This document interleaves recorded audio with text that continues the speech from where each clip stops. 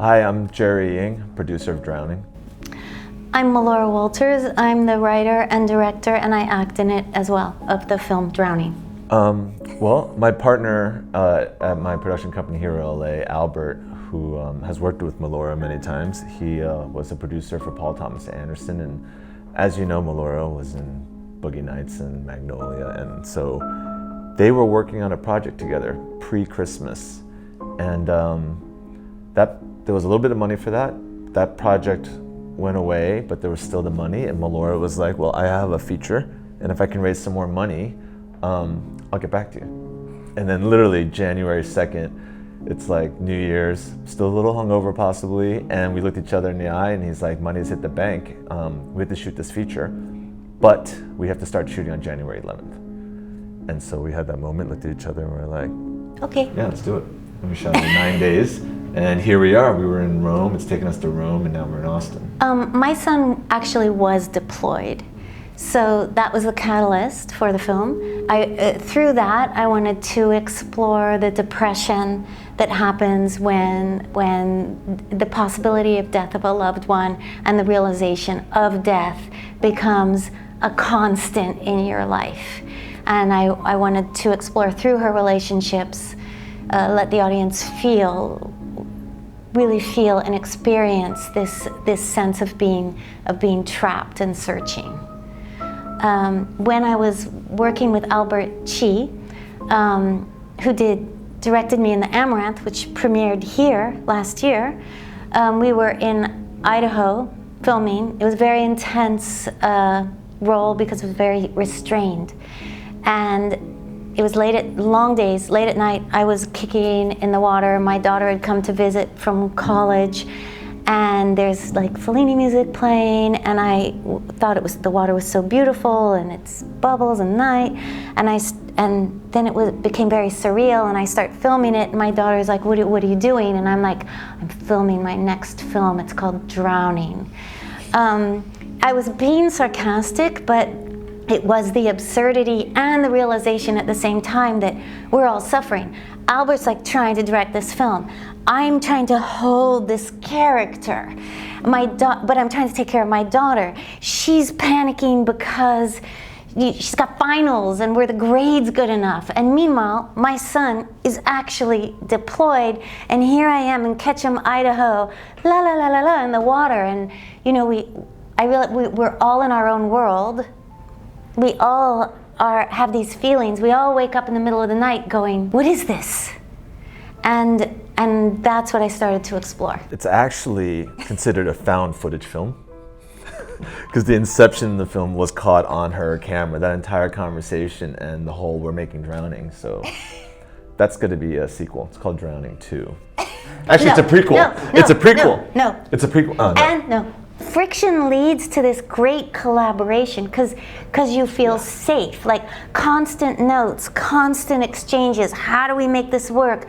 Locations, bookstore, at the last minute, where are we going to shoot this? Pre-production was bananas. It goes beyond friction. It was just a bomb of everyone trying to pull all the pieces, dealing with unions and permits and parking, but the production, the shoot, was actually pretty smooth, surprisingly. We should say we shot 8 days. We had one day for the swim lessons and underwater, all the pool stuff. We shot in January. It's for LA. It's considered cold. Okay, and the pool heater was broken. Yeah. Albert was like, we got to do this another day. Our beautiful cinematographer, Chris Seuss, had to leave for South Africa. Yeah. Jay Moore is playing the swim instructor. He's got like gigs lined up all over the country. We had this like, when are we gonna shoot? And it was 3 weeks later in February. That's the tension of making this film. So many components had to come together. And I just want to say, as a producer, it was really beautiful to see the professionalism of the actors. Like when you shoot in that short of a time, it's either gonna work and you're gonna find your rhythm, or it's gonna be a total shit show. And camera, Chris Seuss's gorgeous cinematography. He only had 2 electricians, 2 grips, but we never waited on camera. And the film looks beautiful and it's lit beautifully. And the actors would come in with 2.5-page monologue. Even Jim O'Hare from Parks and Rec does that little bit on the laptop, 2.5-page monologue, and just comes in and just nails it. All the actors, and we literally looked at each other and we're like, that's it. Safety, he was like, that was good. Jim. I was like, yeah, that's it. But that was every scene. And we actually, the truth is, we shaved 2 days off of production. So we were scheduled originally for 11 days. We knocked 2 total off as we were shooting, just trying to stay on top of it.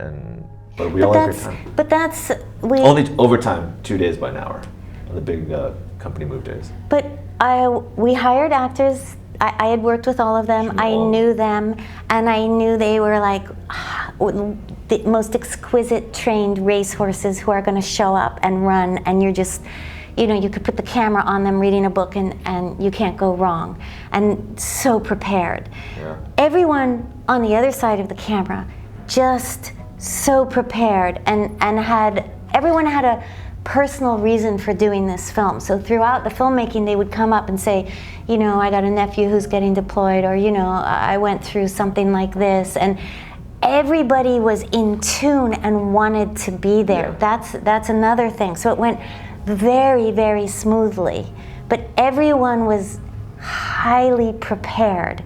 Yeah, it was a very smooth, it was a beautiful tactical hit. SEAL Team 6. SEAL Team 6. But we created art. Yeah. It was an art hit. It was an art heist. Yeah, well, one interesting story with Gil Bellows, I remember before lunch, where I was like, hey, so Gil, we're moving kind of quickly. We're thinking about moving scene 45 to today, and it's like a 3.5-page emotional scene. I mean, actually, I had the conversation with you, but if Gil was going to move up, it was about Gil. She was going to do whatever we were going to ask her to do. So like, just one moment about how prepared she was. Not only is she directing, but she's got emotional scenes. So like, he goes, "It's scary. I don't know. Let me have lunch and then we think about it." And he goes to lunch. The Patriots were playing, so we're watching some football. And then he goes, "Let's do it." And they came and they nailed it. And it's that scene where Gil comes home and Melora's sitting on the couch in that beautiful light. And you saw it, that scene, and they just killed it. So it was eye-opening. Yeah, they were thoroughbreds. Didn't know any of them before production, but incredible friends with them all after.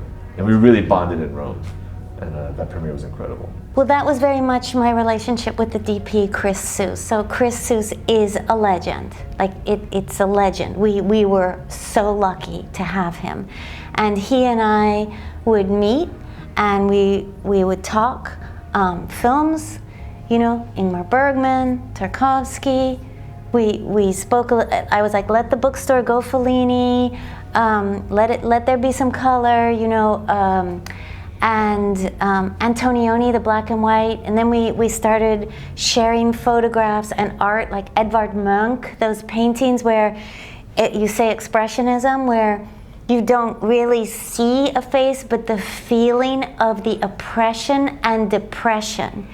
And we created a language and edited before we started. So it's like, this is how we're approaching each scene.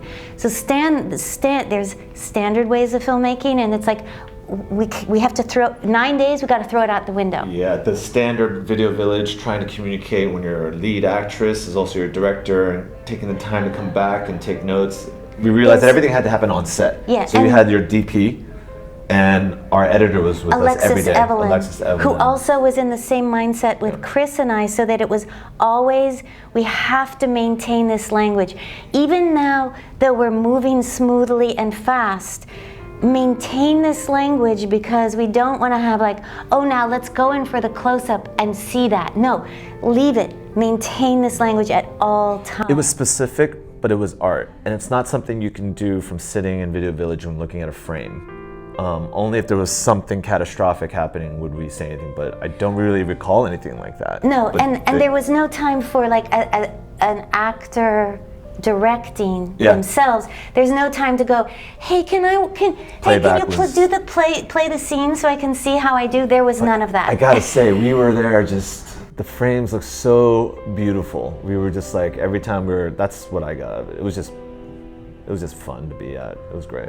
Well, I wanted to portray fear as what paralyzes you and causes perhaps depression. So I didn't want to actually, I didn't want to actually explain. There's no explanation. I wanted the audience to feel the fear, feel the depression, feel the anxiety in each moment as the character is traveling through this, so that you are going through it yourself and you're getting this feeling, and then you realize, oh my God, this is depression, this is fear. You know, as I've been here and we've sat through Q&As for the film and talking to journalists, I've really understood that we understand this is not a plot catalyst film, but not plot driven. It's really been everyone's personal relationship to the experience. And so they're not asking questions about what was this character's relationship to this and that. Everything has started with, I could relate to this, or this image brought up this, or I mean, just like in the world, love is universal, depression is universal.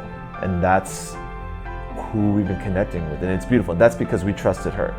Me, I didn't get it in the beginning when we started making it, but we trusted the artist, and they were very clear about it, and now I'm seeing how it's connecting, and that's kind of been incredible at Austin. And my inspiration, like I say, Fellini, Antonioni, Bergman, John Cassavetes, he doesn't tell you, okay, so Jenna Rollins is crazy. Like, you're watching her unravel. You're watching Peter Falk, her husband, get so angry that she can't be normal, that he beats her, you know. Or in Through a Glass Darkly, Ingmar Bergman, no one actually really says she's crazy. They're like, how's she doing? But you're watching her, like, look at the carpenter, like, look, you're watching it happen. I wanted it to be real.